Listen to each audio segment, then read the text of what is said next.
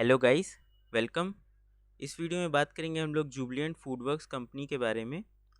इस वीडियो में इसका प्रॉपर एनालिसिस करेंगे हम लोग, fundamental as well as technical, और जानेंगे कि क्या इस पॉइंट पे हम लोग को ये कंपनी में इंटर करना चाहिए, नहीं करना चाहिए, क्या हमारा व्यू होना चाहिए, सारा कुछ इस वीडियो में डिस्कस करेंगे।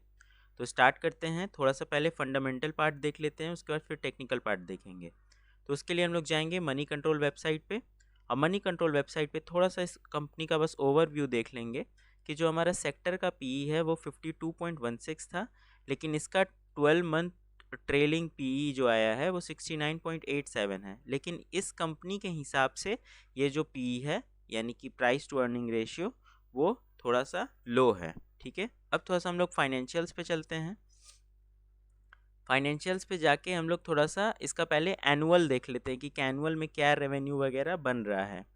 तो आपको दिखेगा कि एक अच्छा शार्प ग्रोथ था, फिर 2020 से 2021 में थोड़ा सा डाउनफॉल आया, ऑब्वियसली कोरोना वगैरह के चलते, और उसके बाद से वापस रेवेन्यू वैसा ही बन रहा है। ठीक है, 2022 तक अभी 4396 करोड़ का रेवेन्यू बन चुका है।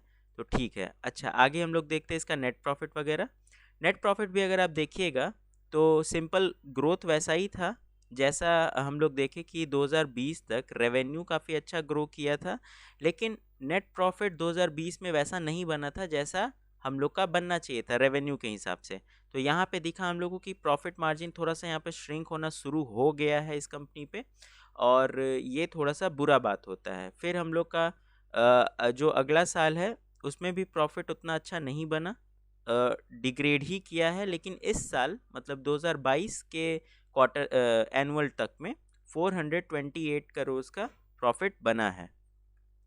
चलिए अब इसको थोड़ा सा क्वार्टर वाइज देख लेते हैं, और ये 5 क्वार्टर का ना देख के थोड़ा बड़ा क्वार्टर का देखते हैं, एटलीस्ट 8-10 क्वार्टर का। उसके लिए हम लोग जाएंगे screener.com पे और देखेंगे कि जो हमारा रेवेन्यू था, मतलब जो सेल्स कर रहा है कंपनी, वो कैसा ग्रो कर रहा था और हमारा प्रॉफिट कैसा ग्रो कर रहा है। तो उसमें देखेंगे हम लोग कि 2019, 2020, फिर ये वाला क्वार्टर को इग्नोर कर सकते हैं क्योंकि उस समय तो कोविड लॉकडाउन वगैरह चल रहा था।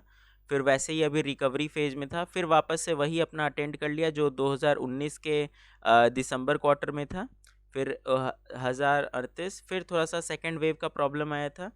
फिर 1100, 1200, 1100, 1200, 1300, 1300। तो आपको दिखेगा कि प्रॉपर जो इसका रेवेन्यू है सेल्स से, वो थोड़ा सा ग्रो ही कर रहा है, और ये अच्छा बात है। ठीक है, लेकिन जैसे जैसे सेल्स बढ़ रहा है, क्या उस तरीके से हमारा प्रॉफिट बढ़ रहा है? तो अगर हम लोग सिर्फ प्रॉफिट बिफोर टैक्स देखेंगे, टैक्स नहीं भी अगर इंक्लूड करते हैं, तो आपको दिखेगा कि कंपनी का जो 2021 में प्रॉफिट बना था 179 करोड़ का, पिछले 4 क्वार्टर में उसके आसपास, उससे ऊपर नहीं आ पाया है। तो सिंपल सा बात है, पिछले 4 क्वार्टर से हमारा जो कंपनी है उस तरीके का प्रॉफिट नहीं बना पा रही है जैसा पिछले मतलब 2021 दिसंबर क्वार्टर में बनाई थी। ठीक है, अगर आप देखिएगा उस हिसाब से हमारा रेवेन्यू भी ग्रो किया है, 1211 करोड़ का इधर रेवेन्यू बना था और वहाँ 1332 करोड़ का है, लेकिन फिर भी 111 करोड़ का ही प्रॉफिट बिफोर टैक्स है। इसका क्या मतलब है? सिंपल सा कि जो प्रॉफिट मार्जिन है वो घट रहा है। तो ये तो थोड़ा सा प्रॉब्लम का बात है, और इसी वजह से स्टॉक भी काफ़ी दिन से डाउन ट्रेंड में ही चल रहा था।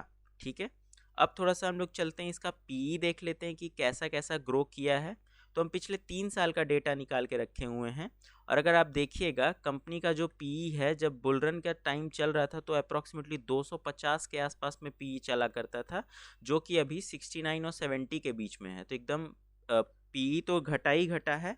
लेकिन एक बहुत इंपॉर्टेंट चीज़ आपको दिखाना चाहेंगे कि ये जो मई 2020 के आसपास का टाइम था, जो कोविड का टाइम था, जो कंपनी का पी कोविड के टाइम पे था, अब सिमिलर वहीं पे आसपास में हमारा पी आ चुका है। तो अगर आप बाई चार्ट देखेंगे, तो अगर हम इसको वीकली चार्ट पे या मंथ वीकली पे कर लें, तो आपको सिंपल दिखेगा यहाँ पे कि जो 2020 के आसपास में स्टॉक हमारा चलता था, कुछ अप्रॉक्सीमेटली मई के आसपास में अगर हम लोग देखें, तो स्टॉक हमारा 345 360 के आसपास में चलता था, और उसका पीई और अभी का जो प्राइस है उसका पी कुछ हद तक सेम है, तो अब वैल्यूएशन थोड़ा सा जस्टिफाइड लग रहा है मेरे हिसाब से, और बहुत अच्छा अपॉर्चुनिटी यहाँ पे बन सकता है लॉन्ग टर्म इन्वेस्टमेंट का, या फिर जिसको एक्यूमुलेशन करना है स्टॉक में, ये बहुत अच्छा टाइम है एक्यूमुलेट करने का। अब थोड़ा सा हम लोग इसका टेक्निकल एनालिसिस कर लिए, फंडामेंटल्स तो हम लोग देख लिए कि थोड़ा सा पुअर हुआ है, लेकिन अब हम लोग थोड़ा सा इसका टेक्निकल देख लेते हैं कि क्या टेक्निकल रहा है अभी तक। तो अभी दिखेगा आपको कि जो स्टॉक है वो प्रॉपर एक 50% के आसपास का करेक्शन दिखा चुका है, अगर आप देखेंगे, सॉरी 35% के आसपास का करेक्शन दिखा चुका है स्टॉक, जो कभी 654 पे चला करता था। इसको थोड़ा सा वीकली चार्ट पे कर लेते हैं। हाँ, जो स्टॉक का इसका हाई लगा है कुछ दिन पहले, मतलब 2021 में, अक्टूबर 2021 में, वो अप्रॉक्सीमेटली 919 का था, और वहाँ से अगर आप करेक्शन देखिएगा तो अप्रॉक्सीमेटली 55% का करेक्शन इस स्टॉक में हो चुका है। ठीक है, करेक्शन तो हो गया, एक बार ट्राई किया था यहाँ पे ग्रो करने का, लेकिन वो हमारा नहीं हो पाया था और वापस से डाउनफॉल ही हो गया। तो आपको दिखेगा कि अगर वीकली चार्ट पे हम इसको एनालाइज कर रहे हैं तो सिंपल दिखेगा कि higher high, higher low, lower high, lower low का फॉर्मेशन बनाते जा रहा है, और ये हमारा एक सीधा सीधा इंडिकेशन क्या है बाय प्राइस एक्शन कि हमारा जो स्टॉक है वो डाउन ट्रेंड में चल रहा है। अब ये ट्रेंड कब ब्रेक होगा? ट्रेंड ब्रेक होगा जब ये वाला लेवल 520 के आसपास का लेवल के ऊपर में जब ट्रेड करेगा वीकली पे, तो हम लोग कह सकते हैं कि हाँ, ट्रेंड का अब रिवर्सल हो गया है। लेकिन वीकली पे अब वीकली पे बहुत इनफ डिस्कशन हो गया। अब थोड़ा सा बस एक इम्पॉर्टेंट सपोर्ट दिखा देते हैं कि जो 2020 में अक्टूबर के टाइम का एक सपोर्ट था कुछ अप्रॉक्सीमेटली 450-440 के आसपास का स्टॉक, अभी सॉरी 422 के आसपास का स्टॉक अभी भी उसी के आसपास में है। तो स्टॉक जो है हमारा एक बहुत पुराने सपोर्ट के आसपास में है, और वहाँ से बाउंस बैक आने का चांस बहुत अच्छा है, क्योंकि पिछले बार भी वहीं से हमारा ऑल टाइम हाइक ले गया था, वो अप्रॉक्सीमेटली 115% का ग्रोथ था जस्ट इन 1 ईयर। ठीक है, तो ये भी आप ध्यान में रखिएगा। अब हम थोड़ा सा डे चार्ट पे चलते हैं तो बेटर एनालाइज कर पाएंगे हम लोग इसको। थोड़ा सा हम लोग अच्छे से कर देते हैं। देखिए, ये तो समझ में आ गया कि स्टॉक हमारा डाउन ट्रेंड में है, और डाउन ट्रेंड में हमारा एक ये डिसेंडिंग ट्रायंगल बन रहा है। अगर आप इसको देखिएगा तो स्टॉक हमारा डाउन ट्रेंड में आया, बाउंस किया, एक मिनट, स्टॉक हमारा डाउन ट्रेंड में आया, सपोर्ट के पास से बाउंस किया, फिर डाउन मतलब नीचे आया, सपोर्ट के पास से बाउंस किया, फिर नीचे आया यहाँ पे आसपास में, एक सेकेंड, नीचे आया, और फिर यहाँ पे एक ब्रेकआउट लेके सस्टेन करने का कोशिश कर रहा है। तो एक अच्छा इंडिकेशन है ये स्टॉक में कि शायद यहाँ से ट्रेंड रिवर्सल आ सकता है। एक बहुत इंपॉर्टेंट सपोर्ट रहेगा 420 का, और ऊपर में हमारा एक बहुत इमीडिएट जो हम बताए थे 520 का एक इम्पॉर्टेंट रेसिस्टेंस फेस कर सकता है स्टॉक। अगर उसके ऊपर जाता है तो एक बहुत अच्छा मूव ऊपर में आ सकता है। तो जिसको भी अभी एक्यूमुलेट करना है, चाहे वो इस लेवल पे बिल्कुल ही एक्यूमुलेट कर सकता है, और जिसका भी व्यू इस स्टॉक में लॉन्ग है, मतलब बुलिश है, जिसका भी व्यू लॉन्ग टर्म में, वो ज़रूर इस लेवल पे ऐड कर सकता है।